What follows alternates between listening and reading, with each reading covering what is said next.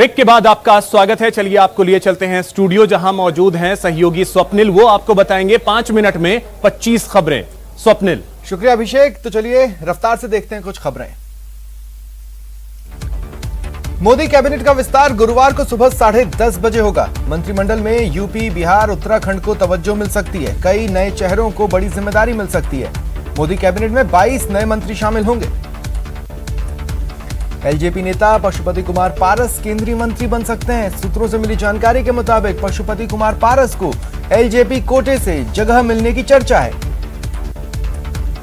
मोदी मंत्रिमंडल के विस्तार की खबरों के बीच कल केंद्रीय कैबिनेट की बैठक होगी। इसमें केंद्र सरकार के कर्मचारियों के डीए को लेकर बड़ा फैसला हो सकता है। बता दें, कोरोना काल शुरू होने के बाद करीब 1 साल पहले केंद्रीय कर्मचारियों के महंगाई भत्ते को रोक दिया गया था। 8 राज्यों के राज्यपाल बदले गए हैं। थावरचंद गहलोत कर्नाटक के राज्यपाल बने हैं। बंडारू दत्तात्रेय हरियाणा के गवर्नर, साथ ही झारखंड, त्रिपुरा और गोवा के भी राज्यपाल बदले गए। बंगाल में विधान परिषद के गठन को मंजूरी मिल गई है। विधान परिषद के निर्माण को लेकर सदन में पेश प्रस्ताव के पक्ष में 196 सदस्यों ने वोट किया। विरोध में 69 वोट पड़े।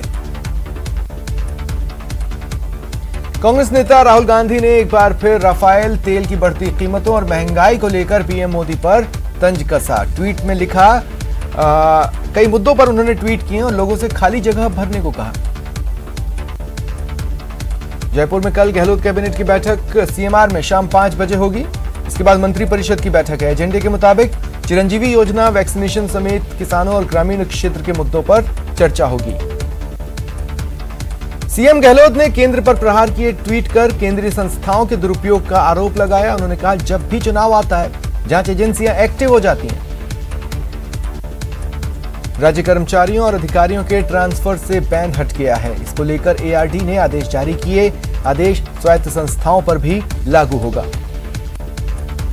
महंगाई के खिलाफ कांग्रेस कल से हल्ला बोल करेगी। 11 दिनों तक चलने वाले अभियान की रणनीति प्रदेश प्रभारी अजय माकन ने तय की है। उन्होंने पदाधिकारियों की बैठक ली और 17 जुलाई तक होने वाले कार्यक्रमों की रूपरेखा तय की। वहीं कांग्रेस के हल्ला बोल पर प्रदेश प्रभारी अजय माकन ने कहा कि कांग्रेस कार्यकर्ता घर घर जाएंगे, राजस्थान के साथ केंद्र के सौतेले व्यवहार को बताएंगे और पैम्पलेट आदि के जरिए जानकारी देंगे। बीवीजी रिश्वत मामले में संघ प्रचारक निंबाराम को लेकर कांग्रेस नेता पवन खेड़ा ने निशाना साधा। उन्होंने संघ प्रमुख मोहन भागवत से सवाल किया कि क्या निंबाराम के खिलाफ कोई कार्रवाई होगी। बीजेपी हमलावर है।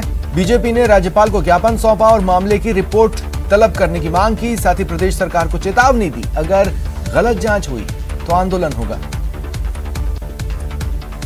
पूर्व सीएम वसुंधरा राजे ने राज्य सरकार पर हमला बोला, ट्वीट किया। राष्ट्रीय स्वयंसेवक संघ की छवि को धूमिल करने का यह असफल प्रयास कांग्रेस को महंगा पड़ेगा। मुख्य सचिव निरंजन आर्य ने वीडियो कॉन्फ्रेंसिंग के जरिए प्रदेश के सभी कलेक्टर्स और एसपी के साथ संवाद कर सामाजिक सुरक्षा से जुड़ी योजनाओं में जरूरतमंदों को लाभ देने के लिए कहा। भक्त अब जगन्नाथपुरी की रथ यात्रा नहीं निकाल सकेंगे। सुप्रीम कोर्ट ने ओडिशा में जगन्नाथपुरी के अलावा विभिन्न स्थानों पर रथ यात्रा निकालने की अनुमति मांगने वाली याचिकाओं को खारिज कर दिया। केंद्रीय स्वास्थ्य मंत्रालय ने हिल स्टेशन और बाजारों में कोरोना गाइडलाइंस के उल्लंघन पर चिंता जताई। मंत्रालय के संयुक्त सचिव लव अग्रवाल ने कहा, यदि प्रोटोकॉल का पालन नहीं किया जाता तो हम प्रतिबंधों में रियायत फिर से खत्म कर सकते हैं। गोवा की सरकार ने कोरोना की नई गाइडलाइन में लोगों को बड़ी राहत दी है। नई गाइडलाइन में अब बार और रेस्टोरेंट 50% क्षमता के साथ खुल सकेंगे। पणजी में रेस्टोरेंट के मालिकों ने खुशी जाहिर की। मरुधरा में कोरोना संक्रमण तेजी से कम हुआ है। बीते 24 घंटे में 47 नए केस मिले, 1 व्यक्ति की मौत हुई। एक्टिव केस फिलहाल लगभग 1000 है। टोंक में पुलिस की खाकी फिर दागदार हुई। 13,000 की घूस के साथ पुलिस कांस्टेबल और दलाल गिरफ्तार हुआ। अलवर में 2 गुटों के खूनी संघर्ष में लाठी डंडे चले, पथराव हुआ। बहरोड़ में बंजारा समाज के 2 बच्चों के बीच विवाद हुआ, जिसके बाद 2 गुट आमने सामने आ गए।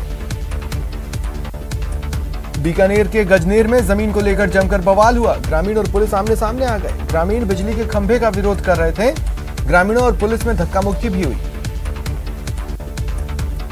जयपुर के जोबनेर में फीस बढ़ोतरी को लेकर छात्रों का पिछले 7 दिनों से प्रदर्शन जारी है। श्री कर्ण नरेंद्र कृषि विश्वविद्यालय ने 45% फीस में बढ़ोतरी की, जिसके बाद छात्रों ने अर्धनग्न प्रदर्शन किया, राहगीरों से भीख भी मांगी।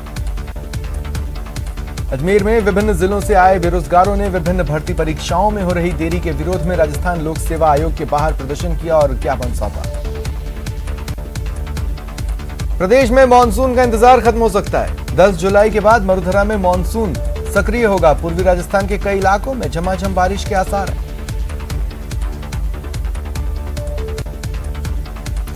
और न्यूज रूम से सहयोगी अभिषेक लगातार बने हुए हैं, जो आगे विस्तार से खबरों का सिलसिला बढ़ाएंगे।